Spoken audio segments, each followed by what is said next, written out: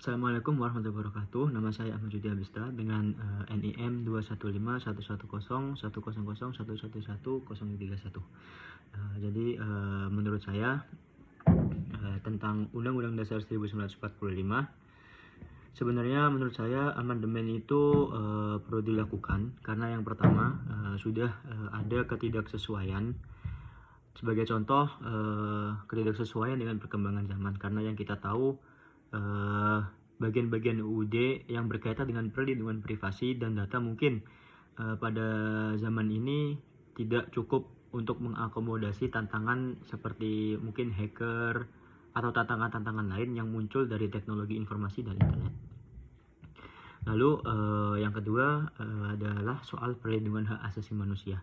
Seperti yang kita tahu, persoalan tentang hak asasi manusia ini sudah cukup ramai dan memang menurut saya tidak pernah terselesaikan dengan baik. Karena misalnya UUD mungkin tidak secara jelas melindungi hak-hak minoritas tertentu, seperti mungkin hak LGBT atau mungkin hak untuk mendapatkan perlindungan dari diskriminasi. Lalu adanya ketidaksetaraan dan diskriminasi juga dalam penerapan UUD itu sendiri. Sebagai contoh, UUD mungkin memiliki ketentuan yang mendiskriminasi perempuan dalam hal seperti pewarisan harta atau hak pernikahan.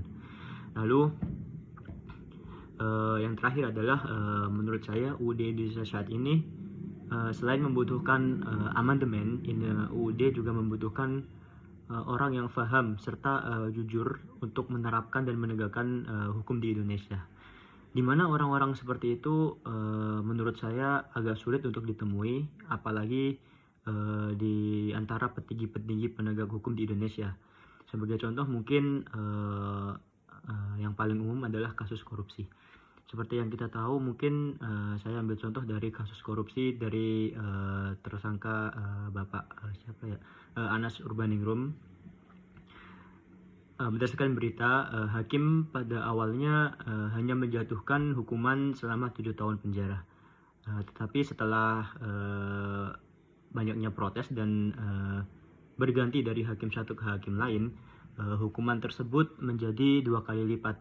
Nah, dari sini dapat dilihat bagaimana tiap penegak hukum di Indonesia itu memiliki pemahaman yang bisa dibilang agak berbeda dalam menghadapi suatu kasus. Bisa jadi suatu hakim menilai kasus berdasarkan UUD pasal 1 misalnya, tapi pada hakim lain dengan kasus yang sama, beliau bisa menegakkan pasal-pasal lain yang lebih memberatkan dan lebih adil. Nah, dari sini juga dapat dilihat bagaimana penegak hukum itu menggunakan pedoman yang berbeda. Jadi untuk kesimpulannya, menurut saya selain UUD yang harus diamandemen, mungkin diamandemen dalam pasal-pasal tertentu, ataupun jika ada kejadian-kejadian tertentu yang memang belum diatur di dalam UUD hingga saat ini.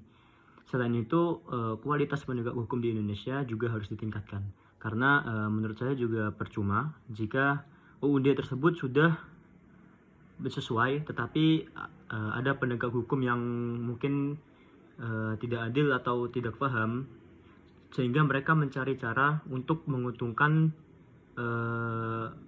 orang yang didakwa atau orang yang telah menjadi tersangka. Jadi sekian menurut saya pandangan saya tentang pengamandemenan UUD 1945 di Indonesia.